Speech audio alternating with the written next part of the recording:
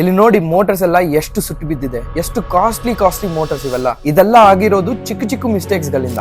ನೀವು ಯಾವತ್ತಾದ್ರೂ ಯೋಚನೆ ಮಾಡಿದೀರಾ ಮೋಟರ್ ಸುಟ್ಟೋಗೋದು ಸ್ಟಾರ್ಟರ್ ಇಂದಾನ ಅಥವಾ ಮೋಟರ್ ಇಂದಾನ? ಫಸ್ಟ್ ಆಫ್ ಆಲ್ ಮೋಟರ್ ಅನ್ನೋದು ಏನಕ್ಕೆ ಸುಟ್ಟೋಗ್ಬೇಕು? ನಿಮ್ಮ ಹತ್ರ ಫೋನ್ ಇದೆ, ಅದು ಸುಟ್ಟೋಗ್ತಾ ಇದೆಯಾ? ಫ್ಯಾನ್ ಇದೆ, ಅದು ಸುಟ್ಟೋಗ್ತಾ ಇದೆಯಾ? ಫ್ರಿಡ್ಜ್ ಇದೆ, ಅದು ಸುಟ್ಟೋಗ್ತಾ ಇದೆಯಾ? ಯಾವ ಎಲೆಕ್ಟ್ರಿಕಲ್ ಡಿವೈಸಸ್ ಸುಟ್ಟೋಗ್ತಾ ಇಲ್ಲ, ಬರೀ ಮೋಟರ್ ಮಾತ್ರ ಏನಕ್ಕೆ ಸುಟ್ಟೋಗ್ಬೇಕು? ಒಂದೊಂದು ಮೋಟರ್ ಅಷ್ಟೊಂದು ಕಾಸ್ಟ್ಲಿ ಇರುತ್ತೆ. ಸೊ ಆಬ್ವಿಯಸ್ಲಿ ಮೋಟರ್ ಬ್ರ್ಯಾಂಡ್ ಅವರು ಸುಡೋಕೆ ಅಂತ ಅವರು ಡಿಸೈನ್ ಮಾಡಿರಲ್ಲ ಅಲ್ವಾ? ಸೊ ನಿಮ್ ಮೋಟರ್ ಸುಡ್ತಾ ಇರೋದು ಮೋಟರ್ ಇಂದ ಅಲ್ಲ, ಸ್ಟಾರ್ಟರ್ ಇಂದ. ಸ್ಟಾರ್ಟರ್ ಕೆಲಸ ಬರೀ ಮೋಟರ್ ನ ಆನ್ ಆಫ್ ಮಾಡೋದಲ್ಲ, ನಿಮ್ ಮೋಟರ್ ನ ಯಾವಾಗ್ಲೂ ಪ್ರೊಟೆಕ್ಟ್ ಮಾಡ್ತಾ ಇರಬೇಕು ಸ್ಟಾರ್ಟರ್ ಅನ್ನೋದು. ನಿಮ್ ಮನೆಯಲ್ಲಿ ಫ್ರಿಡ್ಜ್ ಗೆ ಸ್ಟೆಬಿಲೈಸರ್ ಹಾಕ್ತಿರಲ್ವಾ, ಅದೇ ತರ ಮೋಟರ್ ಗೆ ಪ್ರೊಟೆಕ್ಷನ್ ಕೊಡೋ ಡ್ಯೂಟಿ ನಮ್ ಸ್ಟಾರ್ಟರ್ದು. ನಮ್ಮ ಬಿಟಿಕೋ ಸ್ಟಾರ್ಟರ್ ಅಲ್ಲಿ ತುಂಬಾ ಪ್ರೊಟೆಕ್ಷನ್ ಫೀಚರ್ಸ್ ಇದಾವೆ. ಕರೆಂಟ್, ವೋಲ್ಟೇಜ್, ಕೇಬಲ್ಸ್, ಸಪ್ಲೈ ಏನ್ ಪ್ರಾಬ್ಲಮ್ ಆದ್ರೂ ಸಹಿತ ನಿಮ್ಮ ಮೋಟರ್ ಗೆ ಪ್ರೊಟೆಕ್ಷನ್ ಕೊಡೋದು ನಮ್ ಸ್ಟಾರ್ಟರ್ ಜವಾಬ್ದಾರಿ. ಪ್ಲೀಸ್ ತಪ್ಪಾಗಿ ತಿಳ್ಕೊಬೇಡಿ. ನೀವು 30,000-60,000 ಹಾಕ್ಬಿಟ್ಟು ಒಳ್ಳೆ ಮೋಟರ್ ತಗೋತೀರಾ, ಬಟ್ ಒಂದ್ ಸ್ವಲ್ಪ ಎಕ್ಸ್ಟ್ರಾ ಬಂಡವಾಳ ಹಾಕಿ ಒಳ್ಳೆ ಸ್ಟಾರ್ಟರ್ ತಗೊಳ್ಳಕ್ಕೆ ಏನಕ್ಕೆ ಹಿಂದೆ ಮುಂದೆ ನೋಡ್ತೀರಾ? ಅಷ್ಟು ದುಡ್ಡು ಕೊಟ್ಟಿರೋ ಮೋಟರ್ ಫಸ್ಟ್ ಆಫ್ ಆಲ್ ಏನಕ್ಕೆ ಸುಡ್ಬೇಕು? ಬನ್ನಿ ಒಂದು ಬದಲಾವಣೆ ತರೋಣ. ನಾಳೆನೆ ಹೋಗಿ ನಿಮ್ ಡೀಲರ್ಗೆ ಬಿಟಿಕೋ ಸ್ಟಾರ್ಟರ್ ಬೇಕು ಅಂತ ಕೇಳಿ, ಬಿಟಿಕೋ ಹಾಕೊಳ್ಳಿ,